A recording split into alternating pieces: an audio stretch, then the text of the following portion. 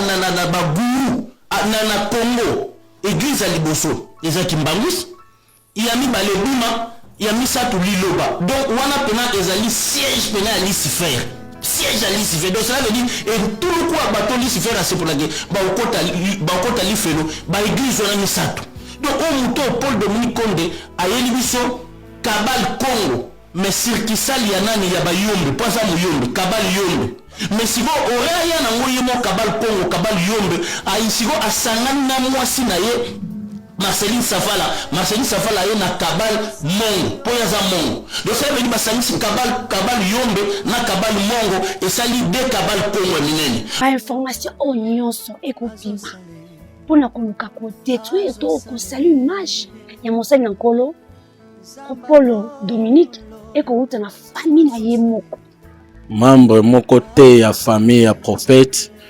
bakoki kopesa ba information moko ya lokuta ya ndenge wana te eza nde bato baza animé na ba esprit mabe na motema mabe ndenge ndeko alobaki awa mpona koyeba kobebisa kosalir valeur personnalité ya prophète Condé Paul Dominique yekolo molimo donc oboni ndeto benga Saint Esprit kuna banso babenga yekolo molimo nde moko na kimbangu nde babenga la Simon kimbangu molimo musamba yesi ko kuna lilo babenga yekolo molimo papa tala blasphème donc cela veut dire ayena kabal yombe moi si ayena kabal mongo basangisi so muta dirige l'église ezali moi si papi gen yoga na bien landa na bien puis l'église elle ba mela pétrole ba comme ça bakanga bandimi en otage o ba pena que o concept ça là laisser partir mon peuple il faut bâton ba dimalbe et puis l'église on bâton nyonso o ba sambela lelo ba pas boss ba o kelifel to se décourager te prophète Condé Paul Dominique na dernier jour na ya culte ya maluku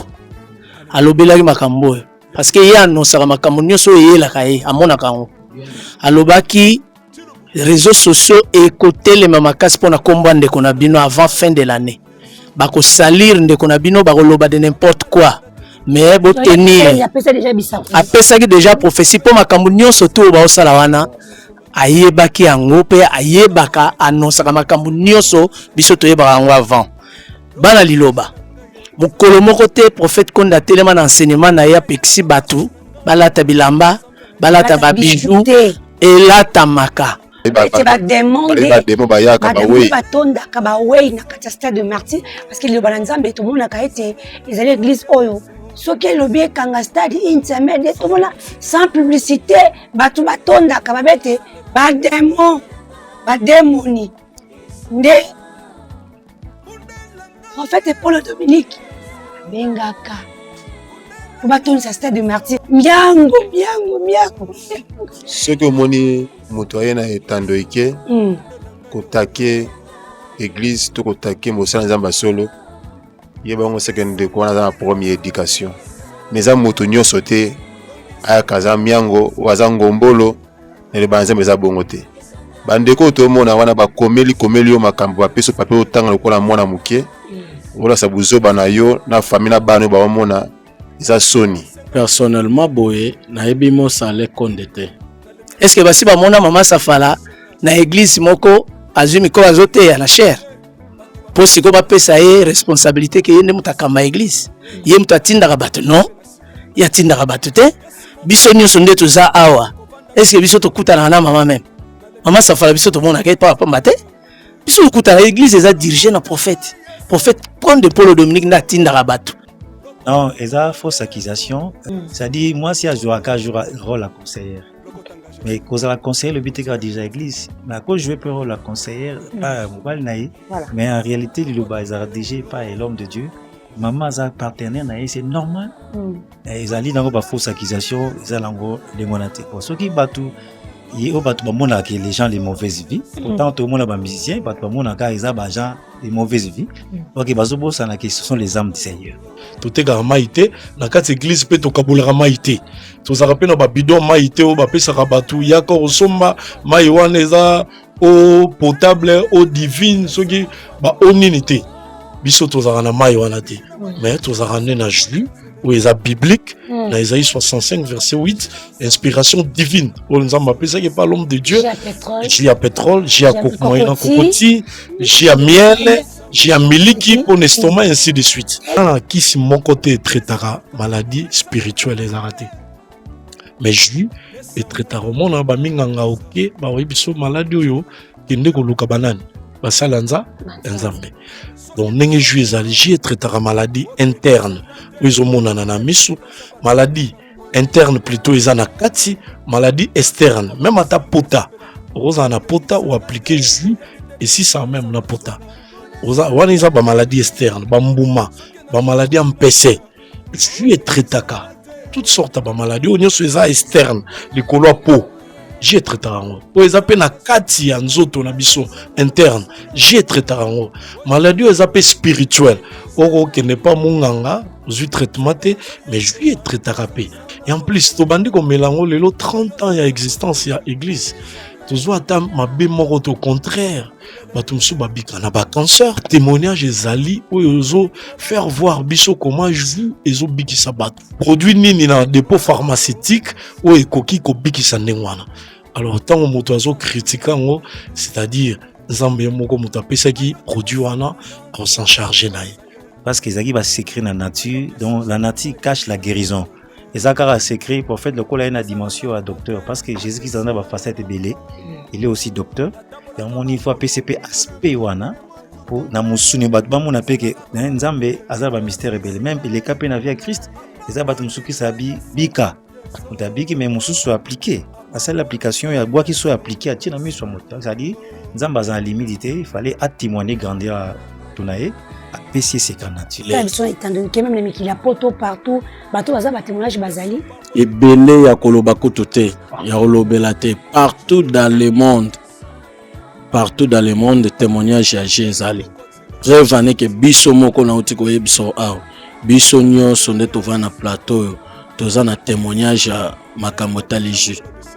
Donc Jésus bikisa parce que ezali produit moko spirituel. Oh, nzamba pesi na nzela ya serviteur naï. Alors produit eza spirituel ezaka toujours accompagné na bénédiction. Soki batu ba melaka jiwana eza jindenge batu bazo kanisa te peut-être jio bazo teka na wenze ainsi de suite. Eza jus de citron ndenge bandeko balobi awa.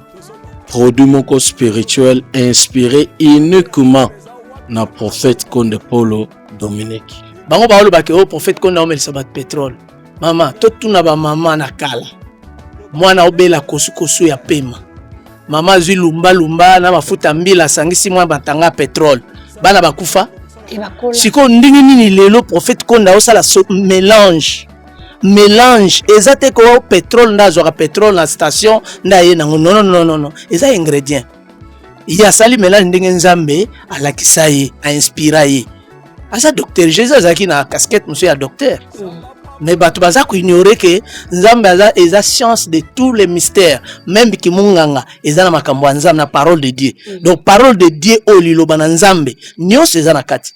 Bonne nouvelle na bana Europe mobimba ezali pona ko yebisa bino ete tozali na veillée ya délivrance le 27 décembre 2025 ezali na kati ya Paris tokobanda na 23h tina 6h du matin mokolo wana tokosambela pona moto moko na moko tina moto asuka mokolo wana biso na ba démon bitumba tito koma na 6h et si to longi bango bato ba yaki na veillée passé bato AVC batiki babeki bana ya autiste bakomi koloba bato sans papier bazui mikanda bato ba maladie silaki bato ya blocage babikaki bino moko botala ba témoignage. Alléluia bandeko na zane sengo mingi pona zaka mutaye sengo sute mekasi na komi na sengo pona dini nasali 20 ans na potwa na kwa musala mais na zwa musala te mais na partir ya veille to salaki le 23 tana zongi na Allemagne na kol kwa musala ba zunga mbala moko ndire musala ngiza ko zelanga na mutukutu azo sala contrat azo lenga peza pona sala contrat nanga na kamunga mo na samote banazo kamwanga moko mais na kamwali te puisque de place wana na yeba que nguyanza be pinze sala ki donc natondisami moto ya esengo mpenza nazali awa naza kokumisa nzambe mpenza ya prophète mpenza azali nzambe ya solo.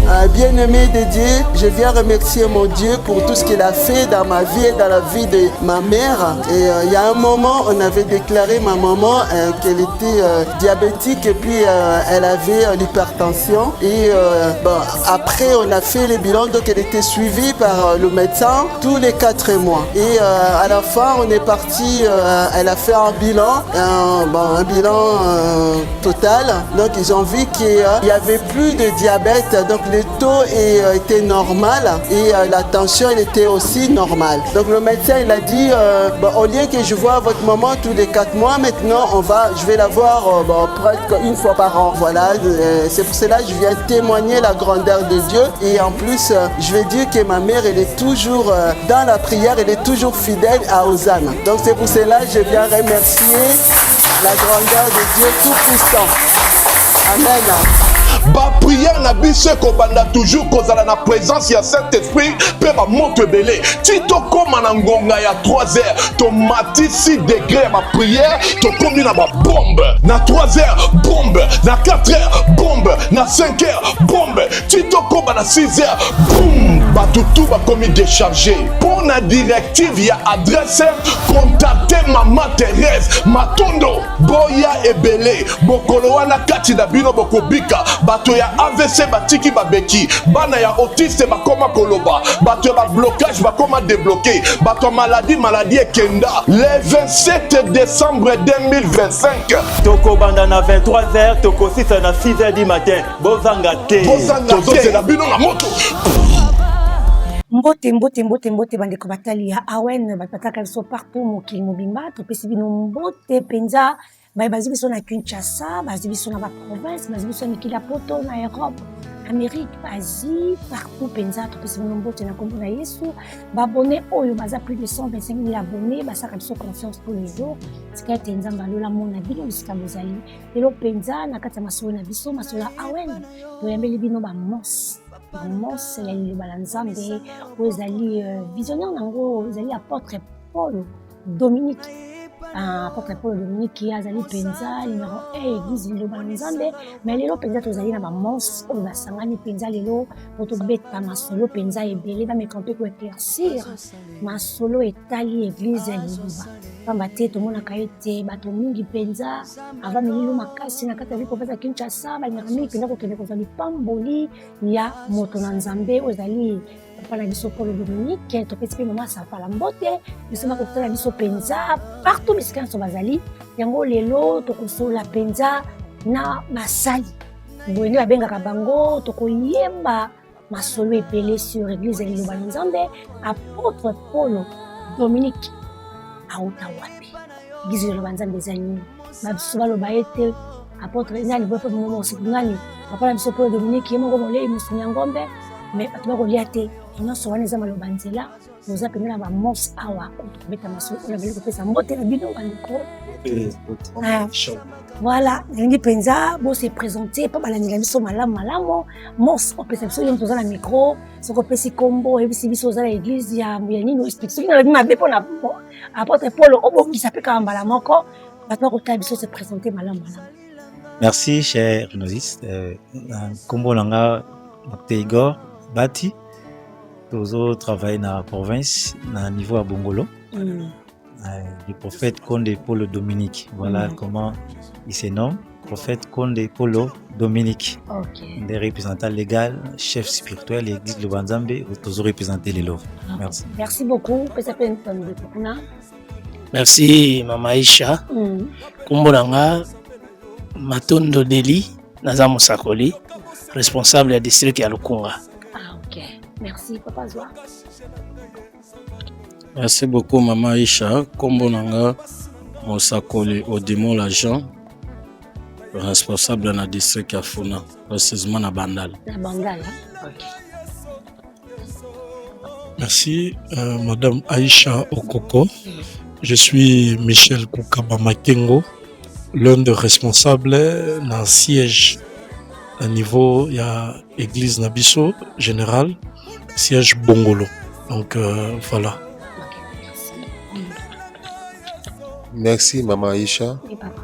Kombo Nanga Ndeko Mambo Yannick, responsable ya district ya Funa.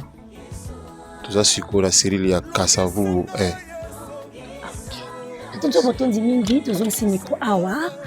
Balingi penza bandeko batali bakotala biso baza mbala ya moboleka na chaîne ya biso Aisha Okokoneto Awen. Tozana baboni na biso mokili mobimba bakotala biso naza kondima ete bana iloba na Nzambe bazali mokili mobimba bakolanda biso. Biso iloba na Nzambe ebandi wapi? Bino boza bato bozaka na apôtre na prophète pardon.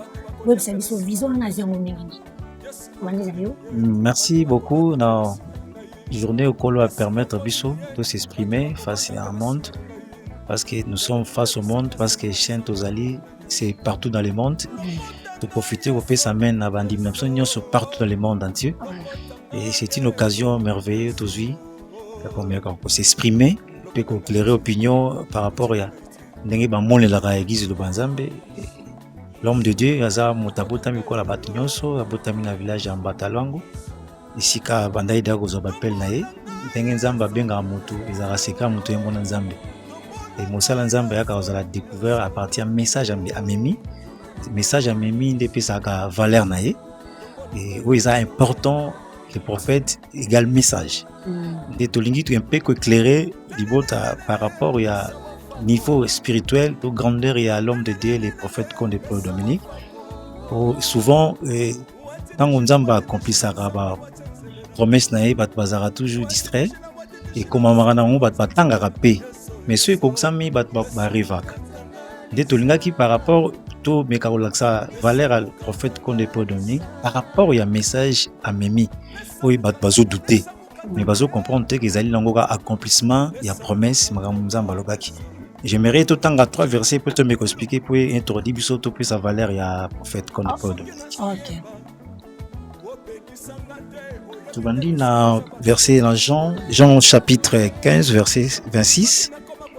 A commis quand il sera venu les consolateurs que je vous enverrai de la part du Père, l'esprit de vérité qui vient du Père, il rendra témoignage de moi. La Christ a déjà promesse, il y a second venu naé, Malobi, le consolateur viendra, il rendra témoignage de lui. Donc, quand ils sont sous Jean 16, 8, à partir du 7e verset, Jean 16, 7, cependant, je vous le dis en vérité, il vous est avantageux que je m'en aille, car si je ne m'en vais pas, le consolateur ne viendra pas vers vous, mais si je m'en veux, je vous l'enverrai. Et quand il sera venu, il convaincra le monde en ce qui concerne le péché, la justice, les jugements. Tout ce dans 12. J'ai encore beaucoup de choses à vous dire, mais vous ne pouvez pas les porter maintenant. Voilà, là, Jésus a zolaka second venu. Ça dit Jésus, c'est quelqu'un qui a zonga une seconde fois. Si ko batu pasi ya mokili, te baratene nzamba kokusaka, ndenge nzamba kusama kamulae. Batu bazelaka molimo santu consolateur eza mopepe na ebité mopepe kotel manine parce que Jésus awa azo personnifié. Abi il convaincra, il parlera, il enseignera. Ça dit c'est une personne. Ndenge Jésus avant mata ba ange ba otala ba disciple ba otala ndenge Jésus mata ba ange ba yesi bango non. Moto bomoni on mata arozonga ka lengwana. Ça dit Jésus reviendra na chair. Esprit nae ekovanda kati ya moto. Et Moutouana Tokoye baye à travers la trace de Christ parce qu'il prendra ce qui est en moi et vous l'annoncera. Alors, je ne sais pas à quoi cela veut dire. Ça dit, dès que tu as un serviteur de Dieu, tu as un même niveau moroté. Christ a côté battre à Bible, battre à loi, mais l'air Christ il était grand. C'était l'esprit supérieur. Ça dit, tant que il étonné. Non, parce que comprendre mais comment aux hommes sont ma doctrine n'est pas de la terre, mais ma doctrine vient de Dieu. Ça dit, Azaki ko surpasser ba contemporain. Donc ça dit ce qu'il disait, Isaïe le comme compliqué bango, mais nous kande ayaki na profondeur. L'histoire se répète les mêmes choses dans l'homme de Dieu, les prophètes comme les Paul Dominique. Ça dit makam Christ alobaki soto landi la lumière à Bible au monde ba trace nion sur Jésus Nazareth, ils ont se répété pas naé parce qu'alobi il prendra ce qui est à moi, il vous l'annoncera. Il rendra témoignage de moi. Parce que mon kiliba ekoli Jésus mingi Jésus a fait sa mabala ko poto ke poto miracle. De que la qui mis na angle là mais na ba profondeur ya Christ de comprendre qui ont été parce que c'était problème de temps. Alors puis, j'ai encore beaucoup de choses à vous dire, mais vous ne pouvez pas les porter maintenant. Même Jésus moko atika ba point d'interrogation. Kolanda bande comme ça ba ah, le bango utasuwa le bango nini. OK, ba comprendre que Jésus a pena ba point fort, profond atika qui fallait eya koksamanaton. Alors rapidement pour vous attendre, toujours ba trace de Christ parce que pour comprendre pourquoi ni les en quatre l'homme de Dieu. Parce que l'esprit de Christ devait continuer. Le Christ ne meurt jamais. Jésus nous souvenez des babaka nekulus, mais le Christ, l'esprit ne meurt jamais, l'esprit est éternel. Il faut continuer et qu'on voit la carte à Moutouana ce qu'on va travailler bassine. Alors toké na somme de David. David a zopé sa mystère parce que David était un roi inspiré, mais a présenté à Jésus comme un bon berger. Mais alobi, après si il est maman rabi, il est mon bon berger, il me fera reposer dans le vert pâturage. Toujours terme vers pâturage. Toyez mon Christ taillé. Abi, je suis la porte. Celui qui entre par moi sortira, entrera, trouvera du pâturage. Ok, pâturage, ils allaient l'espace au bas berger, bah, herbivore. Pour bah, brouter l'herbe. Ils ont mon image, message. Christ alanga a bomba ina kati. Oh, le prophète est non, mais bah, bazo rêver. On va comprendre ça les messages. Ça dit tout le monde herbe. Alors, or, Jésus a appelé ça d'un mystère et la création. L'image de la création. Donc, Jésus est le commencement, il est la fin. Ok, le commencement c'est la création. Place il s'écrit en Nzambe Vandaki. Alors, ce automatique du cololaire babi, il convaincra les bons à ce qui concerne le péché. Alors, c'est là place le mystère du péché Vandaki. L'air a se présenté comme un bon berger, à remercier un vers pâturage. Elle est toquée plus loin dans la création dans Genèse 1, 28 à 29. Bazo, Jean Bazo peut s'habiller yamotu na nyama. Abi mutu uliam bumana matiti, banyama pe lokola. Alors, déjà, dans sur la création, prophète Taïe Alaxi Batou, pourquoi tout comme un niveau Oliam Bomatiti? Parce que la viande ne faisait pas partie des rations alimentaires de l'homme. Et ce qui est caché derrière de ne pas manger la viande, on va comprendre quelle est la pensée cachée derrière. Au prophète comme messager, pour accorder la vraie alliance de Dieu, l'alliance de paix, au Christ il fallait expliquer Bilokwana. Alors que le péché signifie rater sa cible. Ils ont moins emprunté dans les païens. Mais bah même en évangile pour baper sa biso sens tout dans la compréhension. Ça dit péché c'est rater sa cible. Ça dit ça ina makamu nzamba linga muta sa ate. Muto a tapé à côté, or que Satan est baki sécure na pas quoi ça muto pas nzambe, il faut la tindika muto a simba au place pas nzamba simba. Alors nzamba zako préparer des bateaux na message voilà. Aïe pas Moïse abina Moïse ne tuer point. OK, le tuer point signifie ils allaient négation sans limite. Dans babi ne tuer point, OK le terme tuer est utilisé dans tous les êtres vivants. So babomi nyamambisi mutu totidarateur me tuer. Tuer qui signifie mettre atteinte à une vie. Ok, il y avait un secret caché derrière la vie. Ok, nous sommes les 4 êtres vivants où tous en empreinte ensemble qui est la vie. Jésus-Christ est présenté comme la vie. Ok, en réalité, l'homme n'avait pas le droit de toucher la vie. C'est ça qui cachait les secrets du péché, de ne pas ôter les souffles de vie. Il y a un moment où il fallait l'air mutu consolateur à Goya. A kozongi sabiso na vraie nature pensée originelle ndenge nzamba concevoir ki monde mokili et tambola batu barolia na tete au sala mabete ya monde ba ke plus loin na Isaïe zo principe temps messianique abi ngombe na lion barolia lo moko et barolia pai OK pai isabile ya ngombe mais ba lion pa oliango so tali na Isaïe 11 temps messianique azo ba sabiso bato banyamo baza ba carnivore ba ko rejoindre ba herbivore. Tout ça, c'est une image de transformation, leur message de paix koya. Parce que derrière cette secret cache la paix et l'amour. Ce qui place amour Isali, place batbalou ka paix, barosa et la morsa n'a pas cité. Yango Isaïe lobby, il ne se fera ni tort ni dommage sur ma montagne sainte. Ok, la montagne sainte était l'ère de la connaissance. Cette connaissance c'est, batbasi connaissance, comprendre que connaissance c'est l'amour. La connaissance, ils ont un quand il est extraordinaire, c'est l'amour. Ce qui continue à profondeur l'amour, parce que l'amour avait des dimensions. Il y a l'amour de l'homme, il y avait aussi l'amour des autres êtres vivants, parce que dans Nzamba Keli Moto, Babi, il fit approcher les animaux vers l'homme pour voir comment il les nommerait. Babi, il fit approcher. C'est-à-dire, les animaux, Bazaki sous approcher Nabiso. Donc, prochain Moutébandi dans Moto, on a les 3 êtres vivants, tout ça les 4. Nzamba salaki to vanda ensemble to nyoka na te parce que biso nyos to na vie. OK, moto asimba la vie ndi asimbi nzambe. Et c'est loko nzamba boya ki na moto bato batika koyeba na mokilité. Alors le prophète est relaxé moi la Bible pexi bandimi tout les amsunité parce que il a caché derrière les misuni c'est la méchanceté, la tuerie, le menace. OK, c'est l'image de l'agneau. OK, agneau aye ko pex agressivité, méchanceté. To boko lia parce que to boko détruire, to boko tuer ou agresser parce que to comme na tango paix. Et cette alliance est annoncée par Osée, Abi en ces jours-là, je traiterai une alliance avec les bêtes des champs, des oiseaux et des reptiles. Je ferai na la guerre, na la mopanga. OK, tant ba ça l'appelle na la mopanga, ils a image à paix. Alliance en prophète na me bazo rêver. Pour mutoza na paix, il faut créer une sécurité moninga. OK, mutu nda koma ken sécurité ba être ndé to koma na obanga, nyama komo lia mutu ko banga pe nyama. Parce que bato ba mituna question te pourquoi to koma obanga? Parce que poser question na te. Merci beaucoup natunzo botonzi mingi. Papa nangai na ebité micro yango. Avant que la biso tolandi pende explication malamu ya mosali ou répondre à biso par rapport à l'accessibilité message au prophète ayaki nango. Na ebité ko maxani place wana parce que comme kolia musuni ote kompita batu mwandingi. Na musu balobete prophète Kondi pour le Dominique yemo kwa liaka.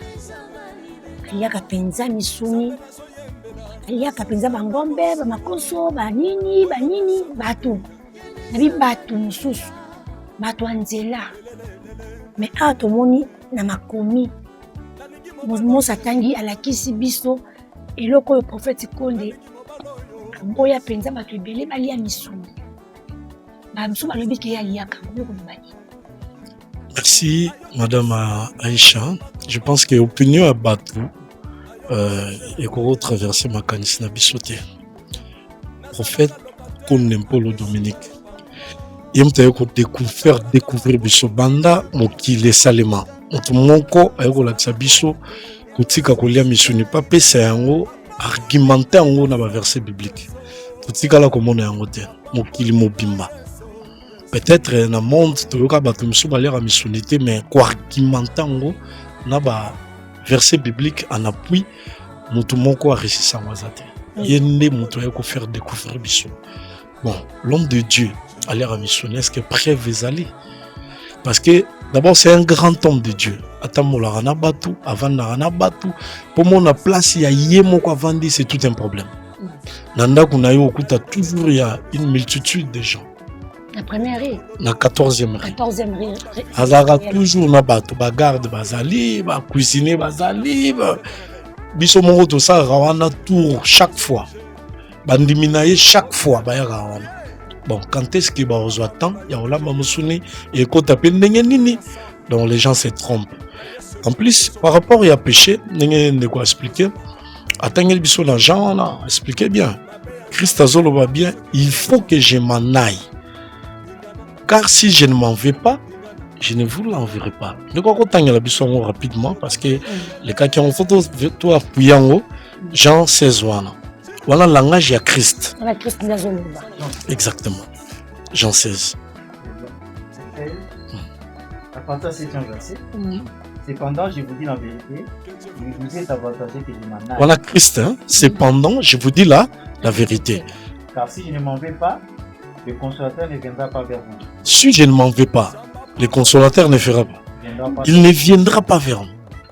Mais si je m'en vais, si je m'en vais, voilà. Je vous l'enverrai.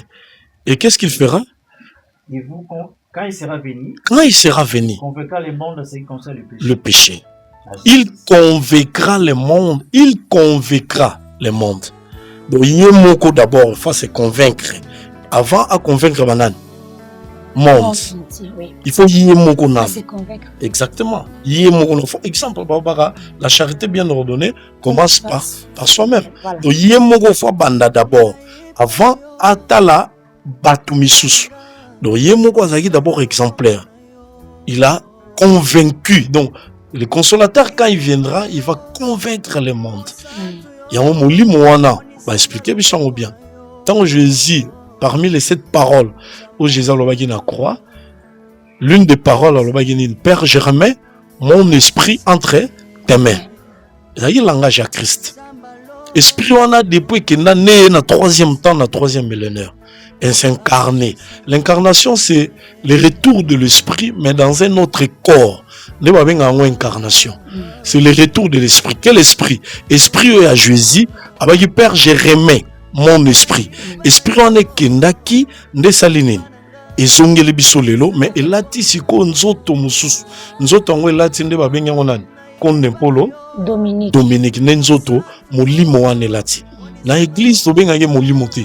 Maintenant ngela koma be balobete ba koma ko benga prophète Paul Dominique dans otuna pe kuna pa nangana okena wanga mukuna mais yanola biso kaka kolo molimo. Molimo te bete za kanzambe. Yango prophète Paul Dominique akomiso kolo molimo. Toyoki kaka mokili koloba toyengi pena boleki na écran ya monene na ezali asina awen boyano la biso kolo molimo on euti wapi Nzambe na saka choix molimo ezaka ya Nzambe. Nzambe asalaka choix oyo esengeli na ye na ba critère na ye. Ndako zwa molimo na ye akotisi yango na kati ya nzoto n'importe quel corps te. Il faut corps oyo moko osala choix. Un esprit saint dans un corps saint. Voilà. Yemo na osala choix.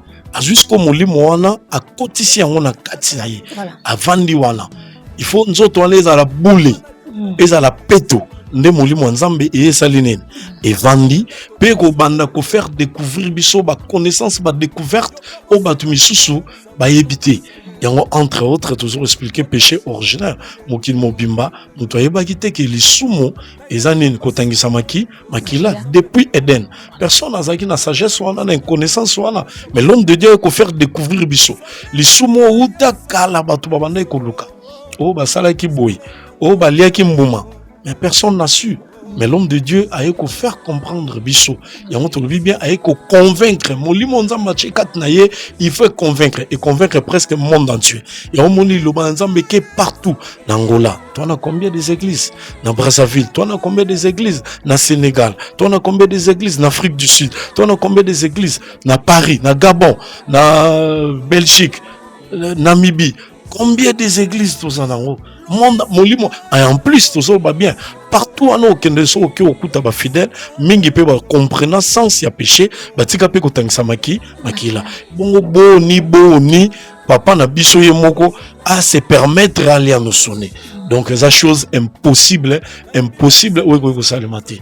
Donc voilà, autant que tu répondre comme réponse. Voilà, merci beaucoup. Bato kota biso penza, bazoni na makomi, ba ebisi biso o makomi komi na biso, batikala jamais ko benga. Papa na biso Paul Dominique kolo molimo. Ya zoko molimo Nzambe atekati na ye ndeko tambola.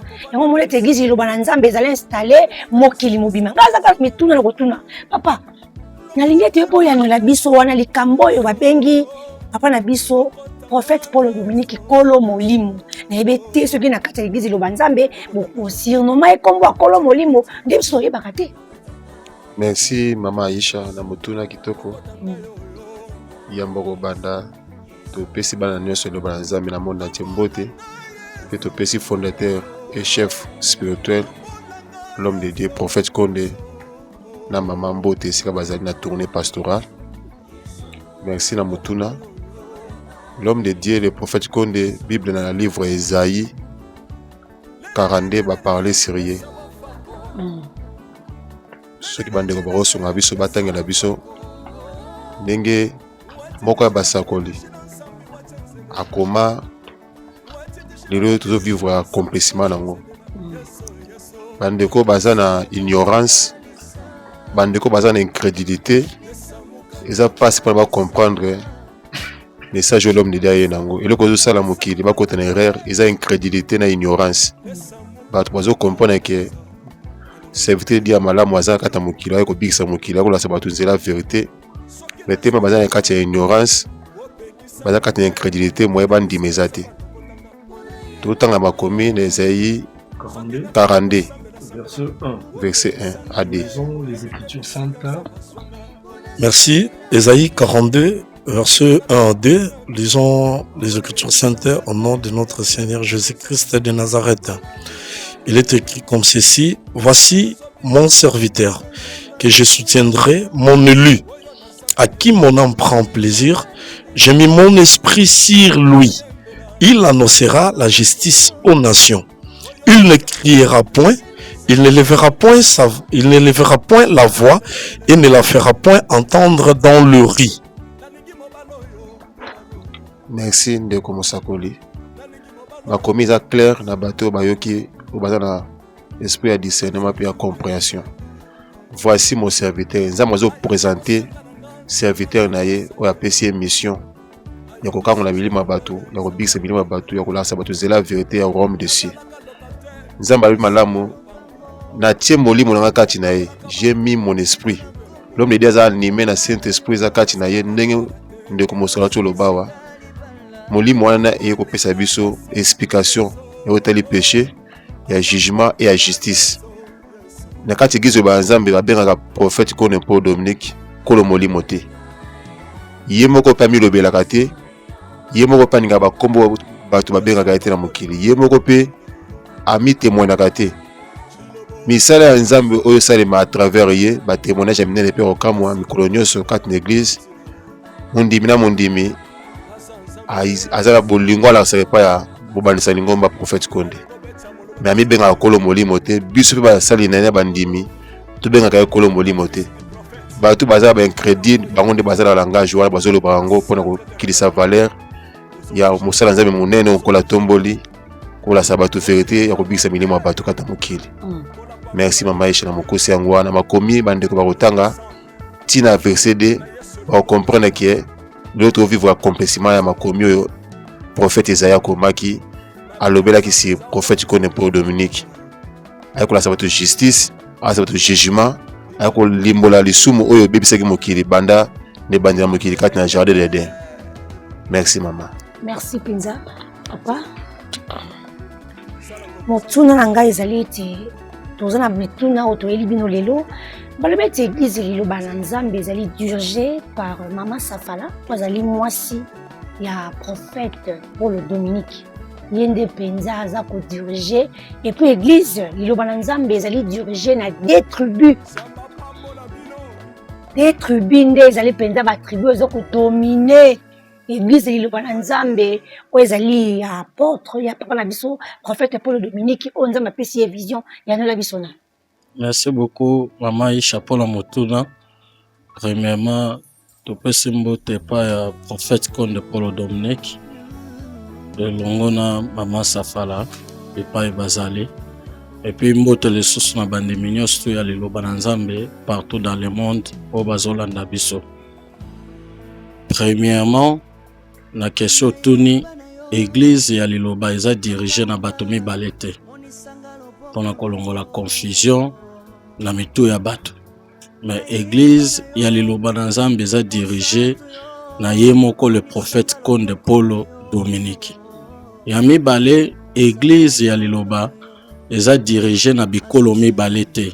Soki bato bakoloba bongo c'est parce que baza na connaissance ya enseignement église ya liloba na nzambe te. Église ya liloba na nzambe eza les hommes de toute tribu, toute langue, toute nation et tout peuple. Ndenge bakomi na Bible. Place molimo na nzambe ezali etalaka ekolo te. Etalaka pe image ya batribu te. Parce que moto nyonso to aza na elembo na nzambe. Moto nyonso to aza mwana na nzambe. O aza na image ya nzambe disons aza autorisé ya kosambela na kati église ya liloba. Soki bato bakoloba ke excusez ndenge tokotanga kombo ndenge zoloba mepa ya bato ke église za dirigé na Mama Safala. Mais za erreur ya makasi pe bato abongo ava ya koloba likambo soko oza na soubassement te koma na source o se renseigner okomona ke eza ndenge wana te. Premièrement, na kati église liloba na nzambe basi bateyaka te. Parce que depuis ebandeli ya mokili, la femme peut prophétiser, mais pas prêcher. Kotelema na kati ya chair, liboso ya bandimi kobanda koteya. Parce que na doctrine na biso na enseignement au prophète Kone Paul Dominique alakisi biso ndenge bakomi na Bible babi je ne permets pas à la femme ni d'enseigner ni de prendre de l'autorité, c'est l'homme. Eza na kati ya Bible. Moi ça koki kote ya te. mais akoki kosakola parce que na tango ya kala ba prophétesse lokola ba Déborah na kati ya Bible na moment oyo Israël ezalaki ba sakolaki ba pesaki pe message ya Nzambe soko ke plus loin même na Joël abina okitsa molimo nanga na kati ya bato bana basi pe bana mibali bakosakola. Donc il faut kolongola ba penser wana que na kati église loba na Nzambe eza dirigé seulement na des tribus. Non, c'est les hommes de toute tribu, tout peuple, toute langue, toute nation. À titre d'exemple, ngai on a vandi ao na kokozala na tribu peut-être mon côté na prophète Konde na ndenge ya musuni boy, mais apesi biso grâce wana lelo toza côté ya toza ko sakola tozota mus église comme il faut. Voilà. Mais ça papa na biso kuna pe papa motuna wana otuna ngo bino nyonso po bato nyonso penza mekana ko yambola biso papa même motuna wana kaka ona tuni papa na biso bete église liloba na Nzambe eza dirigé na mama Safala et puis bozaka na deux tribus kuna ozo dominer mingi na kati ya église liloba na Nzambe yoko baksani. Merci mama Aisha na maloba bopesi biso topesi prophète Konde Paul Dominique Mbote bisika bazali topesi mama Safala Marceline et puis elongo na libota mobimba liloba na Nzambe ya monde entier. Merci na question na bino nde bo poser biso ceux qui to meki na kozonga mukeka sima kaka ba komi na Bible na Jérémie 33:3 babi invoque-moi et je te répondrai, je te montrerai de grandes choses, des choses cachées que tu ne connais pas. Amen. Prophète Konde Paul Dominique to senga na bato mutu soki na no solo la na été otuna ye question te ko critiquer na noté faut poussana. Prophète Konde depuis bas âge bon mwana na ye ti bazo kendaka lié à prière na ba parents azaki ko tuna Nzambe est-ce que tata esika o ba memi ngai ozali awa soki ka Nzambe asali sini ke nazawa te omona ka abimi siko bato bazo comprendre te mais mwana oyo aza boyende siko atiki ba parents na kati ya abimi na ye bulanda ye bakolanda lobi na nga azawa te tala mwana moke ya ba 5 ans 6 ans 7 ans akoma na ba langage wana ekozala ndenge nini yango moni Nzambe ayeko confier ye secret. Nzambe ayeko confier secret po azalaki ko invoquer ye depuis bomwana. Nzambe atalisi makambo mukile yebite siko lokola ebimi kati na ye aza mutu mwindo eza difficile po sikoyo surtout biso ba congolais to ndima ye. Voilà surtout ke na ne bandeli esika ba bande konanga batangaki toza na mukanda ya Genèse bandeli nde bakomi Genèse 2 tozwango rapidement Genèse 2 28 28 2 28 Genèse 2 vérifiez un peu là-bas.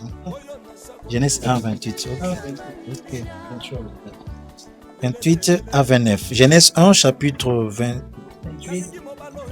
1 verset 29 à 30 et Dieu dit: voici, je vous donne toute herbe portant de la sémence qui est à la surface de toute la terre, et tout arbre ayant en lui du fruit d'arbre et portant de la sémence, ce sera votre nourriture.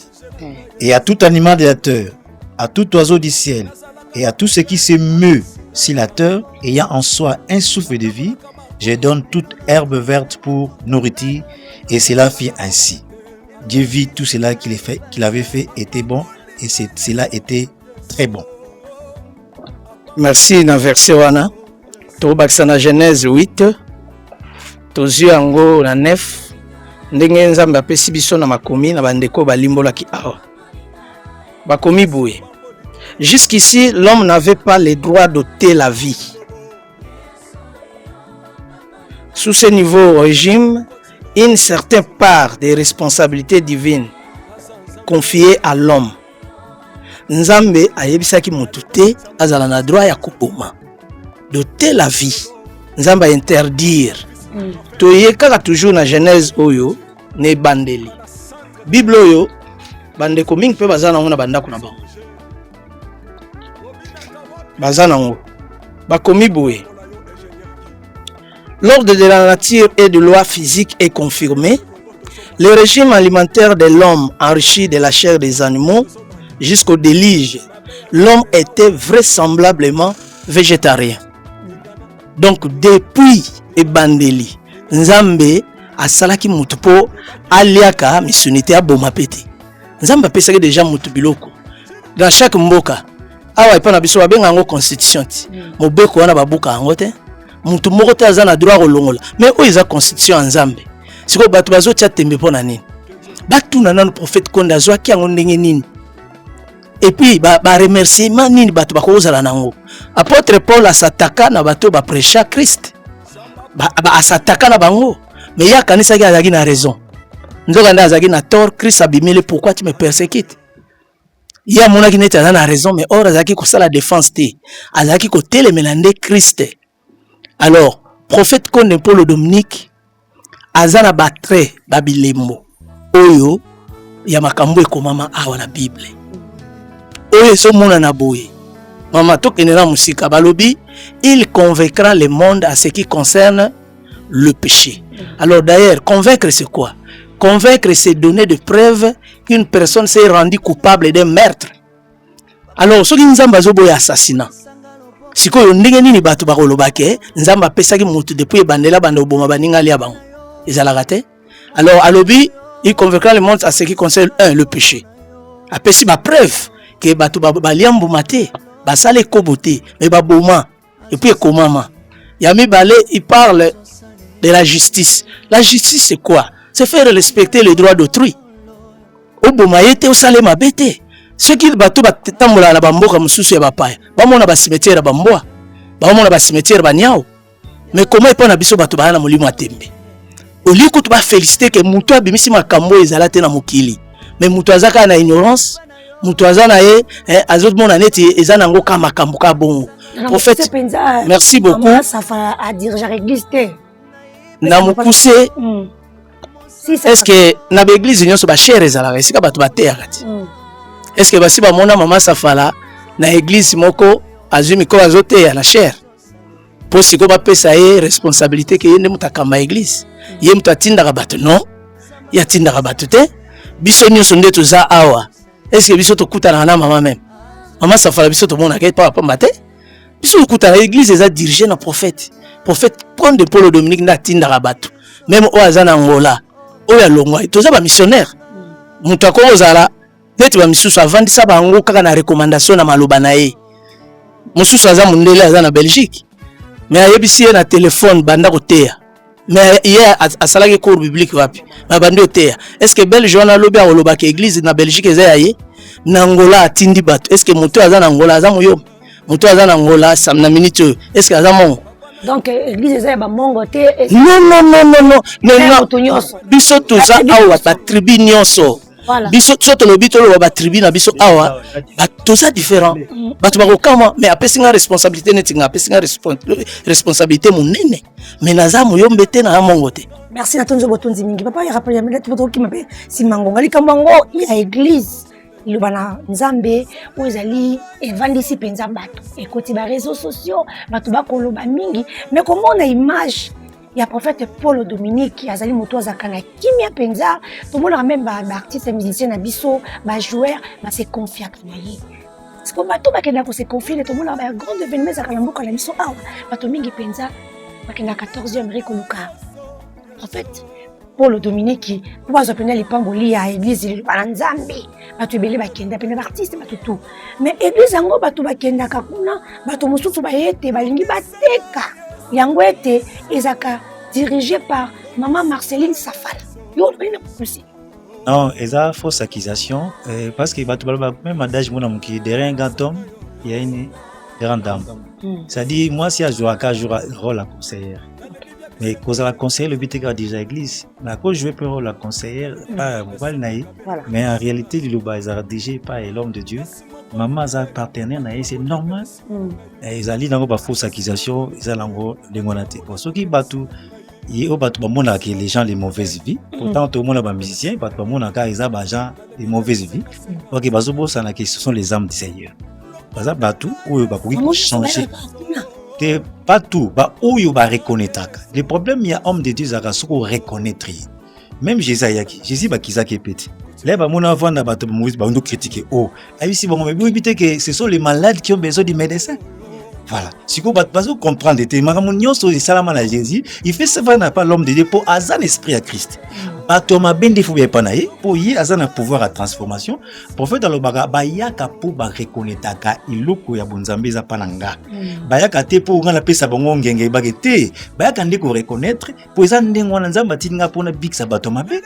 Thomas ben des fouilles mais ça nango confusion te même Paul alobango. Paul abi na kata ba Thomas boma. Na mikomi suko mutali boma pona mikomi sa kata ma pona gagner.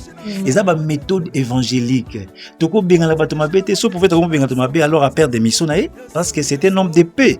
Ayi pona bato nyonso, ayi na bipona bikela mo nyonso. C'est tout à fait normal bato ndé on a ba ya repa na lobité que il transformé à comme mauvais serviteur non. En réalité asa na pas trace à Christ. Merci beaucoup na tonzo botonzi mingi. Na pala ngai papa yo ko bakisanga kuna nitoko zonga no likambo 2500. Eza ko yinga. Merci maman. Na question tout na biso nyonso pona nani a dirigé l'église de Loba. Nani azo diriger. Merci vraiment. Vision eza ya papa. Maman so bakisa likolo to ndenge parce que azo lobela bana mboka. Bazo tabiso mokili mobimba ba la vérité. Na koti na kati église de Loba nzabe pona yo kabino na. Nani azo diriger. Merci maman. Eloko zo sala bande ko mingi bazala musika. Autre ba terme na biso au terme abe. Vandi olalo la moki loko le bezate ko lo kuta kati etando eke nzambe asali konase abenga motu moko apesa ye mukumba otambusa lingomba fondateur et chef spirituel ya église Loba Nzambe aza moko otambusa lingomba izali prophète Konde Polo Dominique. Il m'a tambusé l'église, il m'a changé à biso, ba otana ba cellule à Kinshasa, même l'extérieur à Kinshasa na ba province à Congo. L'homme de Dieu m'a dirigé à l'église na mayelo nkolo a PC4 na Molimo Santo ou ya PC4 na ye. Maman il chana fond la parenthèse moi par rapport à question tuni. Il y a biloba le bo bande bozo loba. Les abande comme sous papa a PC chance et confiance à diriger le pays pendant 23 ans. Quel amour, la confiance wana. Mon côté ndi to yaka boye to ya basala nzambe na liloba. Maïlo to salela lelo. To zongo et pas l'homme de Dieu prophète Konde. Confiance to zalango lelo. To zongo pas l'homme de Dieu prophète Konde. Bande kwa na Gabon, bazana Brazzaville, na Congo na Lubumbashi, na Bandundu. Partout dans le monde entier, ils ont l'homme de Dieu na pesi biso mayele. Ya osala musala kat na lingomba. Changement ils ont l'église na biso, même ba bazana ba cellule na kat Kinshasa wa ba changer biso. Même bande ko bazana ba pays.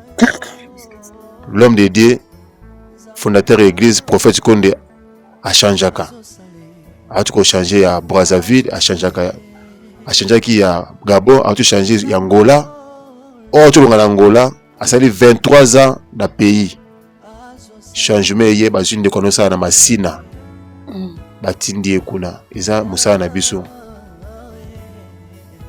Bande ko batika ko interpréter mabe, soko yebi vérité te, ya ko tuna na source ba ko expliquer yo réalité gizo ba Nzambe. Mama Isha église Loba Nzambe ezali très bien organisée. C'est ba neboni. Église Loba Nzambe lo tuzana 30 ans. Bande bana 95, toi 2025, 30 ans. Ils sont très bien organisés. Chef spirituel fondateur, prophète Konde, a organisé l'église banda na seti na likolo. Même na ba cellule na biso, tout ça bien organisé. Bato batika makambazo loba pour na l'homme de Dieu, pour na maman zawana pour na accompagner mission Nzambe tata. Pesi prophète Konde Polo Dominique ndenge ndeko lobi na conseil na encadrement mususu pe akoko pesa mais mutadija gizo ba Nzambe ezali fondateur moko o Nzamba telemisa prophète Konde Polo Dominique. Merci Mama Isha. Voilà, merci beaucoup. Tous les hypnoses hôtel, nous avons marché pour l'hypnose. C'est que tu vas dans un milieu comme un raton, on va là dans l'hypnose. Moi, ça colloque pas que ça calme quand on va là au sang, ça peut m'avoir mon tout n'a été église, il va dans un bec au tic bidon à main à $2,500 américains. Merci beaucoup, Madame Aïcha. Donc, il y a tous les gens qui ont Mosakoli Yannick Alobakia. Ah, je appelle Moromba Omangwa. Exactement. Les Kambuya affectation. Est-ce que affectation n'est tout ça dans l'église? Le prophète a affecté Mout. Les quoi peut-être dans Angola. De quoi le Bible a sali 23 ans. La tiki au place monko diriger pays pendant 23 ans. Sur le loba longolio batindi au place mususu. Na ibité. Basali mabe. On s'en pas poisonnan. Na rozonga la mosakol papa. 23 ans place moko batindi neti biso na bongolo na siège église toujours gagne 9 ans. Imaginez-vous. Lobby to lobby kuna to rupe kulungwa.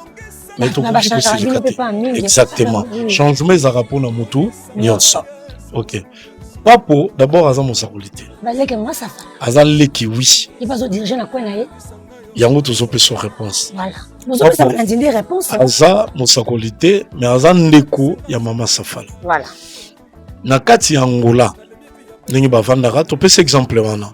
Ndeko azalaki responsable ya pays pendant 23 ans. Papa pour bazaki lokola ba compagnie lokola ba conseiller peut-être na église. Baroui koya ba porter moi conseil côté les kamozali mais responsable ezara mosakoli responsable au prophète atinda ranenge molimo nzambe e kambaka. Donc ba tindio après un temps ndeko mso alongwe ndeko mso aye. Partout et ça les marandengwana ce qui affectation ezali donc papo azanaye mondimi lokola mondimi nyonso mais sauf que aza parenté na mama Safala mais aza lokola conseiller car na kati église normale aza mosakolité ni motei. Donc voilà. Merci beaucoup Ndeko Francis tu vas remercier biso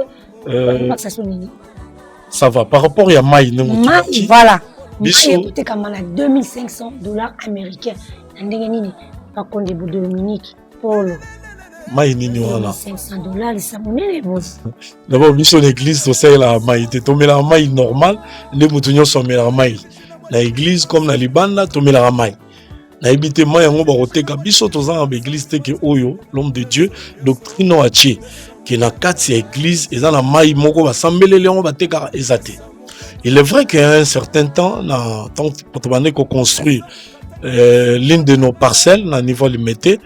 Tant que tu es au Tongama, maïe bandai kobima source d'eau. Retrouvant, ça date, hein, ça fait 10 ans passés. Maïe na construction, tant bazo construire, bazo cha fondement, il y a le pango, maïe bandai kobima.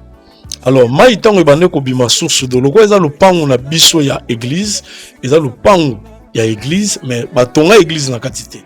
Bandai kotonga kanda kupoza ba bureau ainsi de suite. Source d'eau.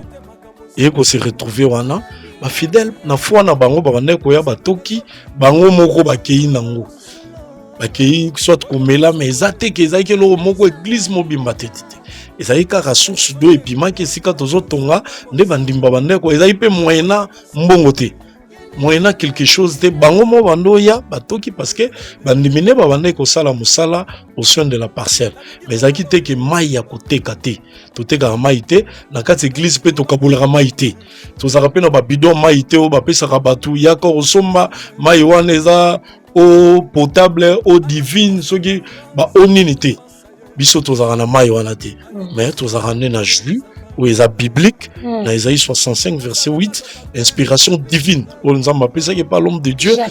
J'ai à pétrole, j'ai à cocotier, j'ai à miel, j'ai à miliki pour l'estomac, ainsi de suite. Donc voilà, ou peut-être les alaka. Merci beaucoup pour la gêne. Retour à Mons Francine Botenayo. Parce que comme une arrêta, comme un abisso, yebisa biso les cambo à $50.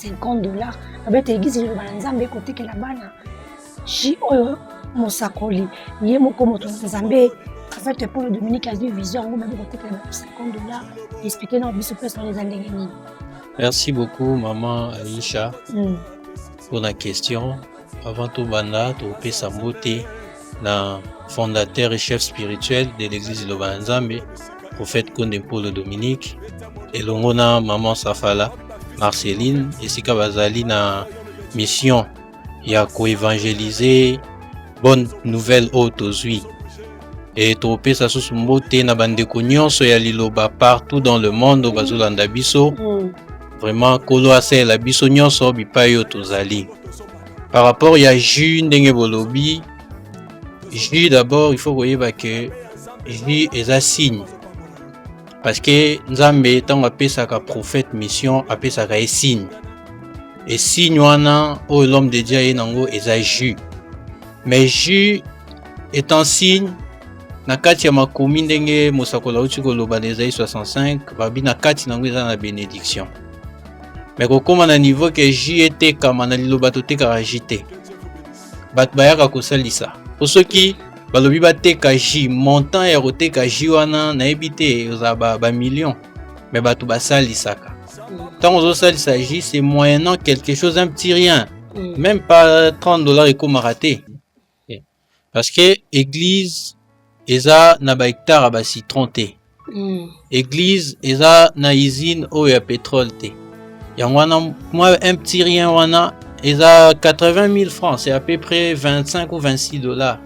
yango nde ezalaka mpo na jus et puis jus toloba yango clairement jus eza mpo na koloba ya bato balobaka non na liloba bamelaka pétrole tomelaka pétrole te pétrole ezofaire partie na baingrédients donc baajout mais le jus c'est à 75% citron pétrole ezalaka mwa ajout moko ya moke oyo ebakisamaka wana 10%, 10 à 15% ezalaka pétrole et eza na ingrédient secret eza bénédiction ya prophète yango nde esalaka ke jus ti ezotekama ezosalisama epa bandimi bake bameli mpe bamoni mystère ya nzambe na kati na bango mais akoki koteka jus $50 wana baluka place mosusu. Merci. Parce que maman on régit le maman kaka na Bible. Voilà Isaïe 65 hein, peut-être bandeko ba ebité eza na Bible. Prophète a juillé nango ka boité. Isaïe 65 verset 8 hein. Ainsi parle l'Éternel quand il se trouve du jus dans une grappe. Ainsi parle l'Éternel. Quand il se trouve du jus dans une grappe, on dit ne la détruis pas car il y a là une bénédiction. J'agirai de même pour l'amour de mes serviteurs afin de ne pas tout détruire. Voilà. Nous avons trois sortes de maladies. Nous avons la maladie interne, externe, la maladie spirituelle. Jus est traité toutes les trois sortes de maladies.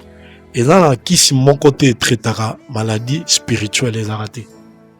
Mais jus est traité au monde à baminganga ok, bah oui biso maladie yo qui ne koluka banane, bah salanza enzambe. Donc nenge jus est traité maladie interne.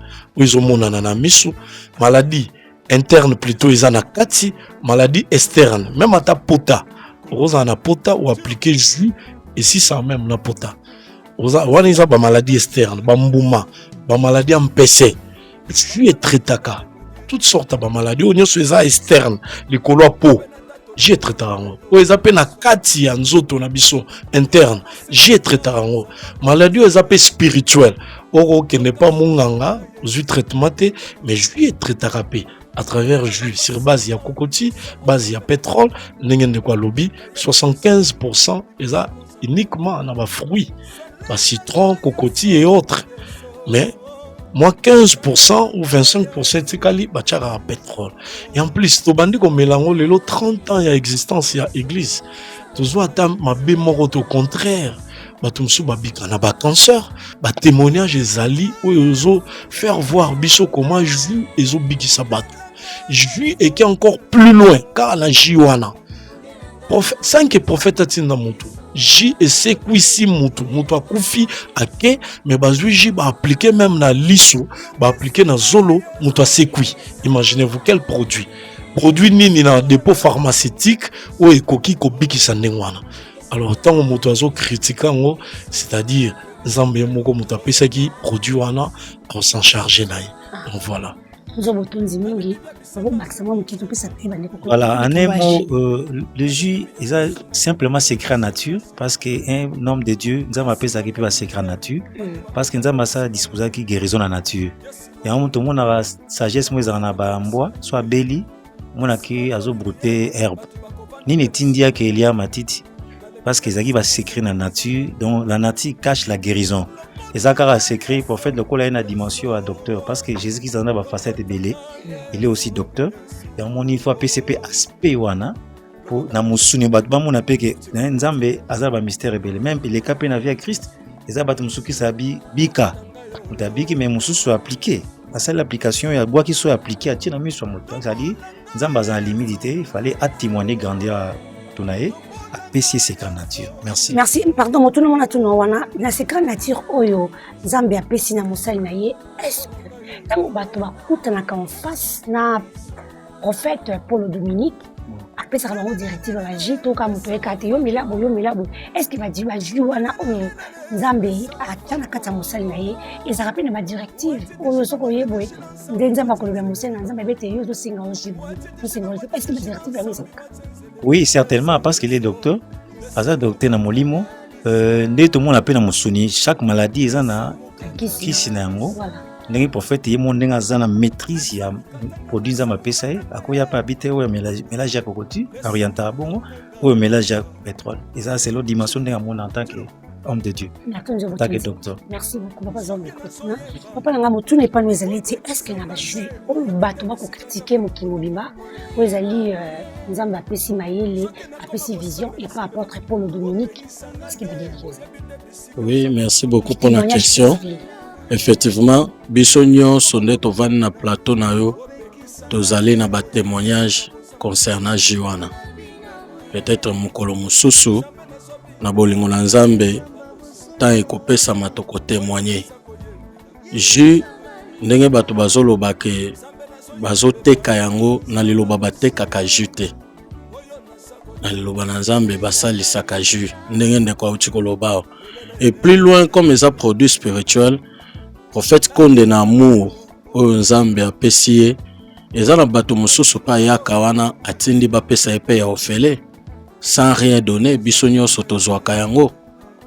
Donc ba guérison eza tellement est-ce qu'il y a pas de étant donné que même les mecs qui la poto partout bato baza ba témoignage bazali ebele ya koloba kutu te ya kolobela te partout dans le monde témoignage ya Jésus. Rêve ane que biso moko na uti ko yebiso aw biso nyonso nde tova na plateau toza na témoignage ya makambo taliji. Donc Jésus bikisa parce que ezali produit moko spirituel oyo Nzamba pesi na nzela ya serviteur na ye.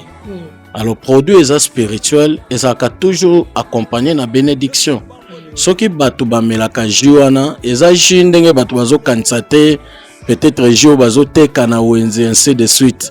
Eza jus de citron ndenge bandeko balobi awa produit moko spirituel inspiré uniquement na prophète Konde Paul Dominique. Merci beaucoup papa nanga bakisa na tuna mutuna suka. Merci mama Aisha. Eloko moko tolingi totanga na bukanda ya Daniel 12 9 à 10. Il répondit, va Daniel, car ces paroles seront tenues secrètes et scellées jusqu'au temps de la fin. Plusieurs seront purifiés, blanchis et éprouvés. Le méchant feront le mal, et aucun de méchant ne comprendra. Mais ceux qui auront de l'intelligence comprendront. Moni makambo prophète faut à l'intelligence spirituelle. Prophète Konde aza traduit praticien te. Aza traduit praticien te. Tozo exemple moko tant tozo kola na bomwana bino bozaba mama. Po bato belé ba o critiquer ba lobi ke o a melisa bato pétrole. Prophète Konde a melisa bato pétrole te. Ji oyo eza na autorisation oyo mboka na biso. Na ba laboratoire jiwane leki eza tana toxine na katite. Eleki na ba laboratoire mboka na biso. Eza eloko moko ya ghetto te ke wa sala kango po na ndenge na ye apesaka bato po bato bakufa non. Jiwane eleki na ba laboratoire et puis ti ekendaka na ba mikili mosusu ekenda ndenga kuzu ya kobata mate.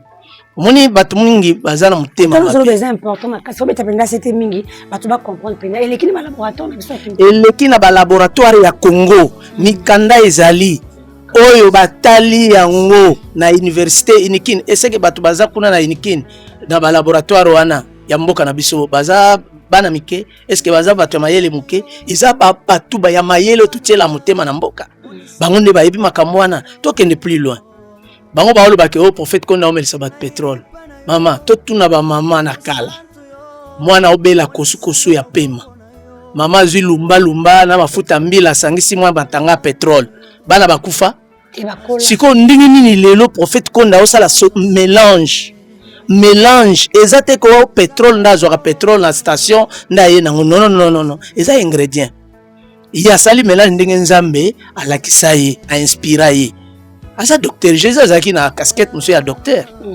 mais bato baza ko ignorer que nzambe eza science de tous les mystères même kimunganga eza na makambo nzambe na parole de Dieu donc parole de Dieu o liloba na nzambe nyonso eza na kati science de tous les mystères.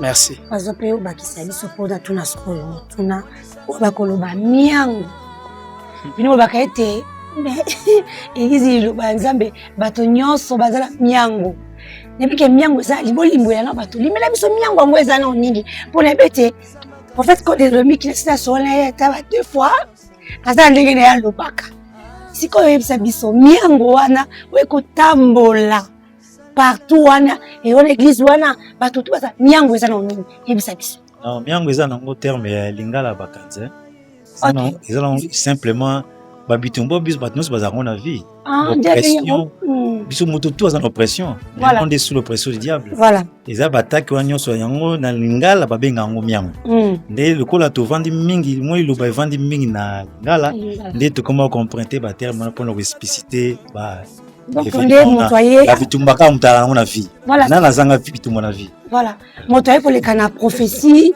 ekozwa mama ekozwa bisakoli mais vous êtes le même c'est que nous on a bitumba mais c'est que nous on a miango on expliquer biso parce que là tout na bitula nzela merci Maman Isha mutuso azotuna miango eza nini je pense que église de l'étranger église wana bato nyonso bazalaka na miango soki na Congo na RDC tozo koka ko défendre langue na biso te miango eza lingala eza langue na biso c'est-à-dire faut to suspecter bato musu ba roza pe étranger miango eza na lingala eza lokola eza pe na bible na kati ya bible lingala bakomi miango eza lokola makaneli eza lokola bitumba eza lokola ba conspiration bato bazo kana mabe bazo méditer le mal contre toi donc eza makambu ya mabe nyonso nde babengaka yango miango eza na lingala c'est simple donc bato bakomo interdire biso notre langue nationale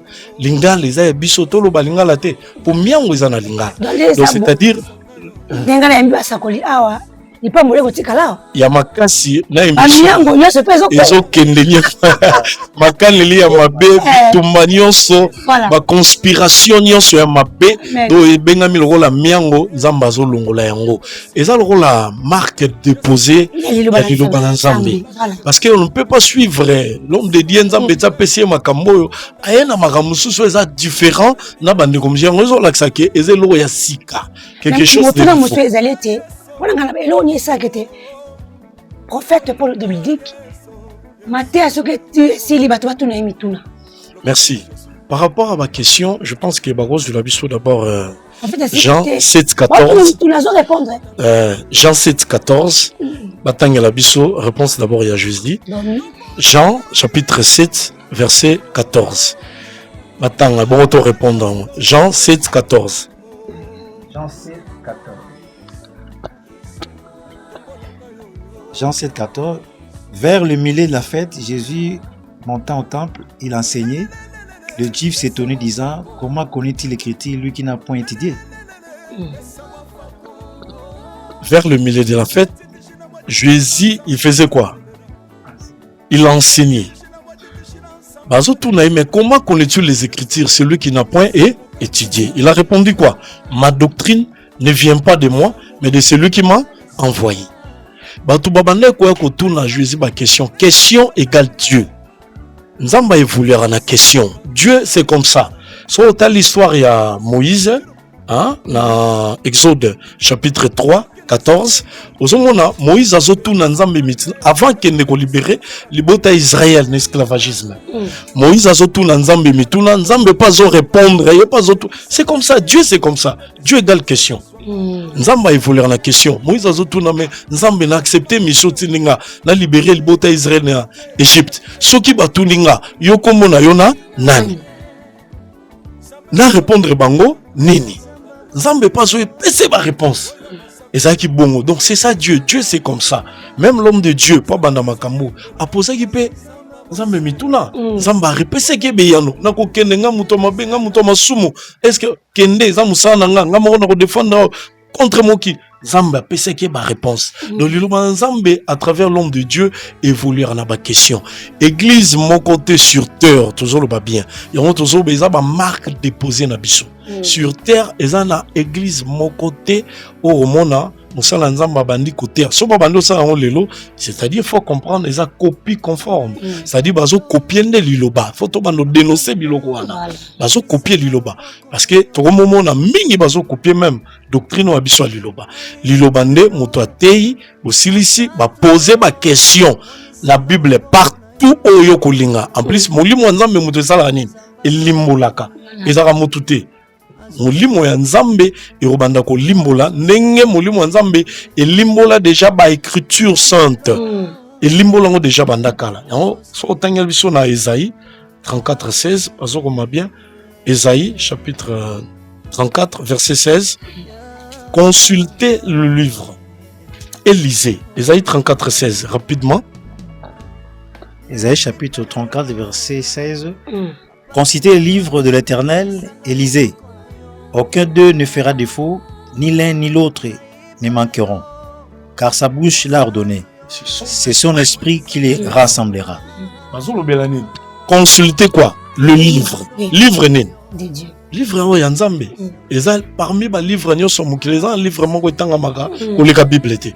Bible c'est le livre le plus lu dans le monde. Voilà. Et la Bible. Alors on a Bible aussi koyo molimo nzambe aye a consulter ngo pe atangi yango bien. Alobi na kati sa Bible défaut exacté na Bible. Ce qu'on peut comprendre que défaut exacté faux anani na moli na molimo yanani yanzambe. Ce que molimo nzambe ko rassembler toutes les écritures. Yango moni muto ko tuna question na Genèse, ko tuna na Apocalypse, le quoi molimo nzambe ezali et ko sala ni et ko répondre. Merci beaucoup. Moi si je peux tout comme tout les kamwa miango na zoni na opeka wana et puis basi ba yaneli biso awa les kambo oyo il y a ma question prophète parce que ba tout ba keno tout moni prophète konde ya saka prédication esili ba to ko tune mituna ba to ngere ba répondre biso comme la miango. Merci maman. Miango do bemoki. Miango. Ce que moni motoyen na etando ike kotake église to kotake mosala nzamba solo yeba ngo second de quoi dans la première éducation. L'homme de Dieu a moto à silence, calme, amour, maîtrise, azana douceur, mais silence à l'homme de Dieu ba to provoquer kaye nzamba ko se en charger na bino nzamba ko frapper bino. Moto sur le banzambe ba le bataza na miango. Nde bande ko ba expliquer déjà mon miango eza bongo. Bato yonde bazana miango ba ibisaka bango ba pesi bango orientation pour na solution na ba miango wazana ngo. Mais za moto nyoso te aya kaza miango wazango mbolo ne banzambe za bongo te. Bandeko to mona wana ba komeli yo makambo ba peso papier otanga lokola mwana muke. Ola sabuzo bana yo na famille na bana ba mona za soni. Mosala nzambe za diriger na papier te ayoka nde nzambe. Atambola na molimo santu.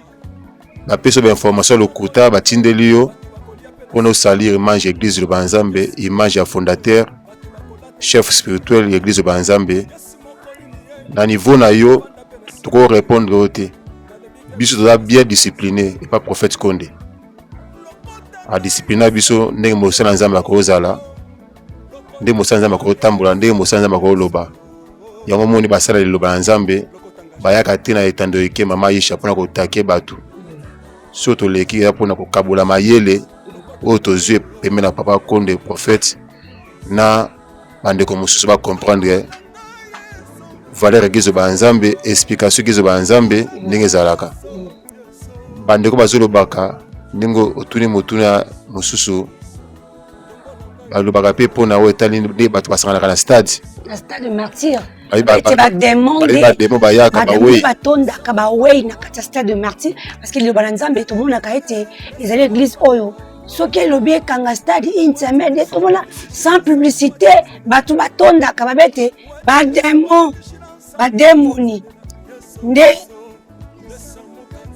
prophète Paul Dominique abengaka po batondisa stade de martyr likambo oyo elobi yango boye.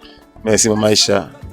Église banzambe tokosala mpe mbula mobimba tosalaka kiti na stade ene tonda kaka mpona toza bien organisé na Kinshasa toza na 400 cellules na bacommune nyonso eza 4-5 kote mosusu eza 6 ça dépend ndenge monene na commune ezali soki mobanisa lingomba apesi maloba ke dimanche tosangana na stade de martyr na organisation oyo atia na hiérarchie eza na kati na église communiqué kenaka direct na bacellule esangisi biso to répondre na ordre ya fondateur chef spirituel de l'église soki bandeko baloba bongo nde tolobi baza manipulé omona tata mokolo ati veste mais bazo manipulé lokola joueur ya kicker lokola mitendo eza soni na libota na yo chaque cellule bato basangana chaque dimanche bato basangana chaque dimanche baba demo pour les mêmes bato to sangana ba cellule les mêmes bato to na stade de martyr tout ne sera stade de martyr ata na Angola soki ba image ezali boluka mama Aisha ezali journaliste monene kati na mboka na biso Congo ba stade de tona na Angola na Brazzaville na Gabon tina ba province ba pays mosusu tala ta ba kiliti ya papa na espace Schengen na Belgique na Paris na ba province ya ba pays oto tangi omona bato bazaka toujours ebele bato baza bazobate bayoki esika vérité ezali esika kimia ezali esika bonzambe ezali yango bazolanda mpona bazwa kimia babikisa milimo na bango bademo kati gizo banzambe bazalaka te mpona egizo banzambe mpe ekangaka bato bandoki te egizo banzambe ye na espoir ya division te eye na message ya bolingo message ya kimia yango biso bana papa Konde fondateur église tolandaka message wana mpo tozala bato ya kimia tozala bato ya bolingo esika nyonso tokebisa bato oyo bazoluka basalir image ya papa Konde ya prophète ya fondateur ya église botika koyoka biyoka yoka. Merci mama. Okay. Tokosisa awa apana kotuna motuna Mons Alain Konde azali nani? Mons Alain Konde. Merci beaucoup pour la question. C'est vrai que ça makambo bato baza koloba biloba lo bebele. Peut-être personnellement boye na ebi Mons Alain Konde te. Mais ça peut être que l'un des serviteurs na kati église ya liloba na Nzambe. Parce que na monde entier toza tellement ebele. Na Kinshasa ya pamba toza na plus ou moins 3000 ou 2500 et quelques de serviteurs de Dieu. On a juste qu'à pour la ville à Kinshasa. Alors, ça comptait en Angola, ça comptait en Brazzaville, partout dans le monde. Les serviteurs, tout ça tellement ébélé. Voilà, na musika topesi Mons Gilembo te ya kotala biso penza na quelque part tika ete kolwaza na ye mais motuna ezali ete na tuna bino potoko masuka maso na biso balobi ete ba information o nyonso ekopima pona koluka ko détruire to ko salut image ya mosali na nkolo Paul Dominique ekouta na famille na ye moko bandeko ya prophète Konde nde bakopesa ba information oyo bino bolobete ezali ya lokuta mais ekouta na famille na ezali ya solo. Merci mama Aisha pona motuna wana bana na Nzambe sengel boyeba ke prophète Konde Paul Dominique alingaka division te. Premièrement aza moto ya kimia makambo wana nyonso ezoloba malelo na monde bato bazo créer ba base na kombo ya prophète Konde Paul Dominique et puis accompagné na maman ndenge bazali eza ba information ya lokuta membre moko te ya famille ya prophète bakoki kopesa ba information moko ya lokuta ya ndenge wana te. Eza nde bato baza animé na ba esprit mabe na motema mabe ndenge ndeko alobaki awa mpona koyeba kobebisa kosali valeur personnalité ya prophète Konde Paul Dominique. Donc na mokuse ba information wana euti na kati ya famille ya prophète te. Eza nde bato bazoluka bas créer basala buzz na kombo ya un grand homme de Dieu. D'ailleurs eza bénédiction pour na biso lelo komona mombo na Nzambe prophète Konde Paul Dominique. Donc eza ba fausse information, eza kuto makambo bana na Nzambe bakoko landa yango te. Ndeko so oza na besoin bandeko nyonso partout dans le monde. Oza na besoin ya koyeba fonctionnalité ya église liloba na Nzambe. Koma na source tuna mituna partout dans le monde baseli les alliés bako éclaircir yo. Eza fausse information. Merci beaucoup. Moi aussi je sais ce que tous les alliés pour passer dans le monde de la fin du répaiement. Bana Nzambe nyonso liloba na Nzambe ko tala biso monde entier parce que l'information est ko circuler mo ko ça ba moni. Koza musupata libo makamba ko ba na prophète aza moto ko ikampi ko peza ko kipe ko pengwa. Bato bongo ko ça ba moni. Merci na maloba. Tokoyebisa bandimi nyonso toza mokili mobimba. To se décourager te. Prophète Konde Paul Dominique na dernier jour na ya culte ya maluku. Alobelaki makambo parce que ya annoncera makambo nyonso eyelaka ye amonaka ngo. Alobaki réseaux sociaux et côté les mamakasi pona komba ndeko na bino avant fin de l'année. Bako salir ndeko na bino bakoloba de n'importe quoi. Mais bo tenir apesaki déjà prophétie pour makambo nyonso to ba osala wana ayebaki yango pe ayebaka annonce makambo nyonso biso toyebaka yango avant bana liloba mukolo moko te prophète Konde telema na enseignement na ya pexi batu balata bilamba balata babijou elata maka message na ye eya pona lakisa batu bilamba te na babijou. Toyebi doctrine na biso place evandi Nzamba fanda na bilamba te na motema. Mama Aisha natanga verset moko eza awa makambo ezoleka. Acte 17 5 tokitati même na 8 bakomi boye.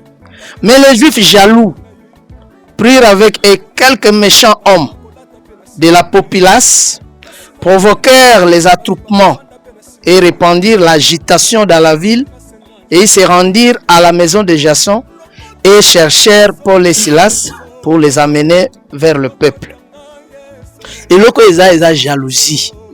Na ndenge batu na mituna na église. Kana sena ngo balobi nini. Ces Juifs avaient des sentiments plus nobles que ceux de Thessalonique. Ils reçurent la parole avec beaucoup d'empressement et ils examinaient chaque jour les Écritures pour voir si ce qu'on leur disait était exact. Plusieurs d'entre eux écrirent, ainsi que beaucoup de femmes grecques de distinction et beaucoup d'hommes. Mais quand les Juifs de Thessalonique surent que Paul annonçait aussi à Bérée la parole de Dieu, ils virent et agitaient la foule. Donc, eux, agitation pour na batu, baye baliloba te mais tokozie bisa bana liloba bana Nzambe ya mokili mobimba boye. Batu mususu bayebi prophète Konde kaza mo sali Nzambe ya solo. Ceux qui bazana misala na mission ya diable bakoluka ba salir image na ye pour batu bayoka ete balanda ete mais tokosenga ba oyo bazana tembe o bazana elembo Nzambe bo poussa na pene na ye bo découvrir oyo azali mais ba spéculation bo landa te boyoka te tozala ne sengo parce que mboka oyo jusqu'à présent batu tozo komiye ba te biso ba congolais voilà so balobi l'Afrique est le berceau de l'humanité mais berceau ngo ezaka wapi. Balobi la gâchette se trouve où? Mais na centre. Le centre ango eza wapi? Esaïe a prophétisé alobi au-delà du fleuve de l'Éthiopie. Surtout kei fleuve au-delà ya fleuve ya Éthiopie eza côté nini? Ceux qui mokili mobimba lelo ba parler la guerre à est. Mais batu ya mokili ya mabe. Ba yibie comme ezali loba na Nzambe ko bima au-delà du fleuve de l'Éthiopie nde ba boti guerre à est. Po ba luke toile wana. Nde bazo luka bazo fouiller. Nyonso tout eza bato baza sima ya mutema mabe mais bazo bosana ke Congo eza pays béni de l'Éternel. Mboka o eza mboka bilaka babebisa un grand homme dédié au biso tozanae na mokili mobimba basali personnalité na eza bien te nzamba osepelana batupete eza malamu te. Merci. Donc merci tosengi na peuple nyonso du monde parce que liloba eza église universelle et un message universel, ça concerne tout le monde. Ainsi que na-ba nyonso ya liloba baza partout bazala bango apaisé. L'homme de Dieu a vivre l'accomplissement de la parole parce qu'il est l'image de Christ, l'esprit de Christ en lui. Il faut assimiler tout ce qui a été écrit déjà dans la parole. L'homme de valeur est toujours critiqué. D'abord, libanga na pour moi eteli. Les gens ont signe pour comprendre que nous sommes dans le vrai. Et on moni Satan, ils ont arme à Satan depuis Ebandeli. Angako dévier batuna vrai. Tinaka sopara les faux pour ce qu'ata vrai aye ba confondre entre les faux. Mais vous allez rassurer que dans tout il y a toujours un vrai. Et l'homme de Dieu c'est le vrai, liloba c'est le vrai. Vous allez confiance dengue basé sur la Bible tout tangamana otoyoka. Totikate le temps et le dire des hommes et longola kondima la biso parce que tous a habité à confronter le temps et le dire des hommes parce que tous a makambo est tellement nouveau, il y a sika, il y a profond pour matana miso motemonate et matana motema mudute matu yokate de pour la sakolaka makambo un jour obima. Tous comprendre que ça le camboton ba o misu bazana arrêter à comprendre à corriger des biso un jour. Merci. Merci beaucoup. Merci maman na no yambi biso na sengo nyonso. Tukosukisa koloba na ba ndeko nyonso balanda biso bana liloba tu toujours fidèle. Un message autozui ya malamu à travers fondateur prophète Koné Paul Dominique. Puisque tozali tout tambola toujours na respect à doctrine na biso église de Banzambe.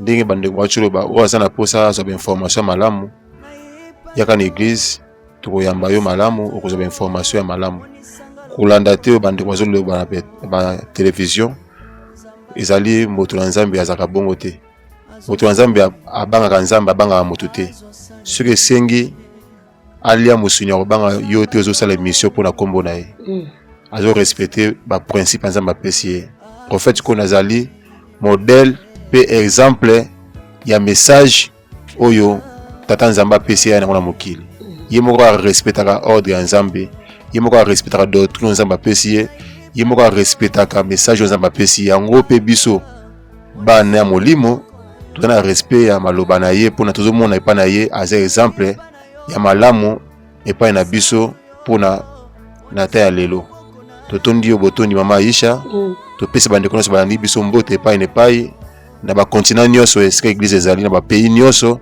na ba province nyonso bana loba Nzambe tolanda toujours loba Nzambe tolanda te bato mokili ba ye pona ba bebisa image na papa na biso image ya lingomba na biso biso to telema to défendre liloba ndenge David a telemaki pona défendre Nzambe ya Israël esika nyonso ezali biso pe to telema to défendre doctrine malamu ya kimia ya vérité oyo fondateur chef spirituel ya yeli biso prophète Konde to salela yango na bolingo nyonso na botosi nyonso pona to bikisa milimo na biso. Merci na bandeko nyonso. Merci beaucoup.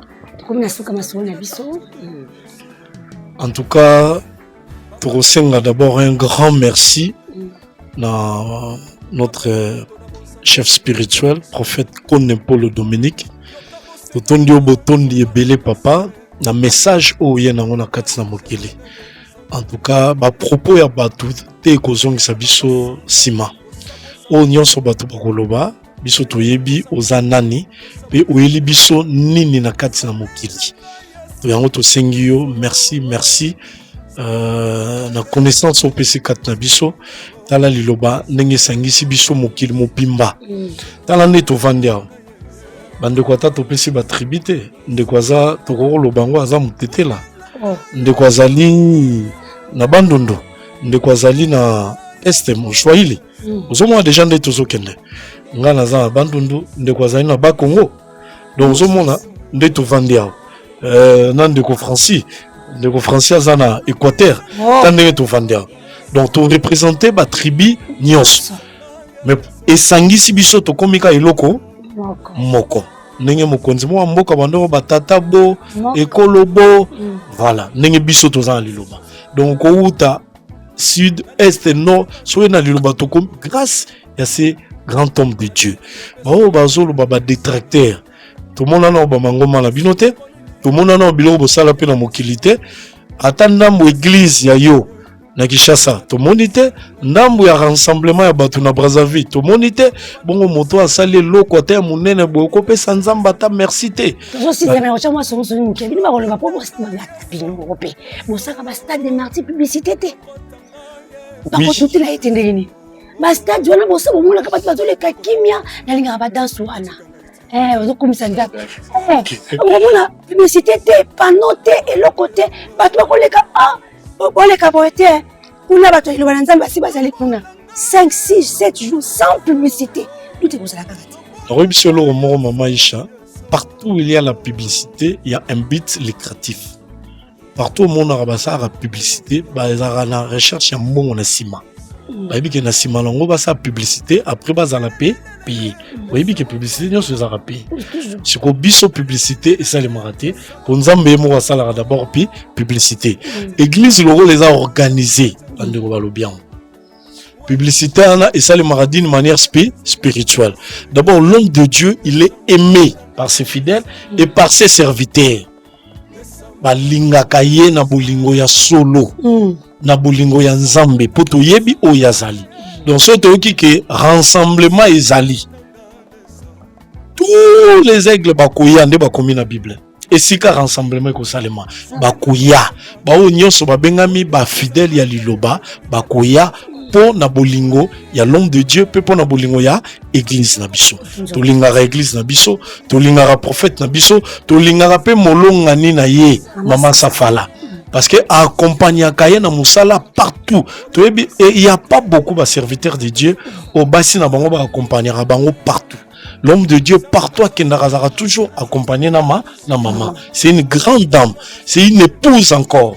Au-delà ya kozala basali ya nzambe azali mwasi alibala.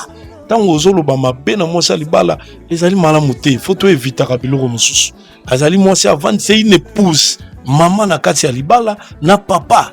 Donc c'est-à-dire à un minimum il y a respect. N'habitez bande comme sous vraiment il y a un de quoi lobia, c'est un problème d'éducation. Donc tant on s'adresser au yekaka na plateau de télévision, bande ko lobaga mabe sur un individu sur mutumoko boy yozo ibi non. Biso ba congolais, tous arabatu ya boboto, tous arabatu ya hospitalité. Ndenge l'homme de Dieu azali. L'homme de Dieu na mama bazarabatu ya bolingo, église loba, les églises ya boboto et ya marabatu ya catégorie nyonso ozala mutu mabe ozala mutu malamu merci na balandi nyonso ya AON bato basaboni massivement bato bakotala biso bana liloba na nzambe ya mokili mobimba na pe uzaka liloba na nzambe totala biso na biso lingi yo moko ya ko vivre en fait pour le Dominique na oyo bandeko ebisi biso en tout cas bango moko ba expliquer biso baseli les ozali na Paris ozali na Canada ozali na Mbujimai partout penza ezali donc on kopela bino pour ba musicien bomona kana télévision ngambo ko nazala réussi na 2007 et pas prophète na 2013 quand nazo tambola le société maman nga simanga na liboko ni manga pas prophète en fait to panda na salon na matete ezala et comment matete zali mais plus ça comment ya mama 14e matete en plein tosolaka na prophète biso mbali aza makambo ayebisaka nga mpe nzambe naye pasalaka nomona makambo na kati ya makambo ya nzambe alingaka kokondane moto oyo nga nayebi te totika nzambe atambwisa mosali naye ndenge azokanisa po makambo oyo bande kolobana parce que le prophète bande koloba bamos guilin baza mpenza ebele nga aza te po bamusicien emonanaka mais wana kutazata na télévision te okutaka na mosali na nzambe azosola malembe mpona biso moyombe oyo asangisaka bato nyonso papa biso Paul Dominique na mama Safala nzambe akambola bino mingi balandi nyonso liloba na nzambe yo mpo ozali awa plateau ezali polele mpona moto nyonso yo bolingo ya lisusu tozali mpona bino nyonso tika ete nzambe apambola grandi de vie apambola alain de BCBG bosabone massivement na awen détente awen network nzambe apambolelanga mpe oracle apambolelanga mpe yaya na Élysée nzambe amona bino bye bye.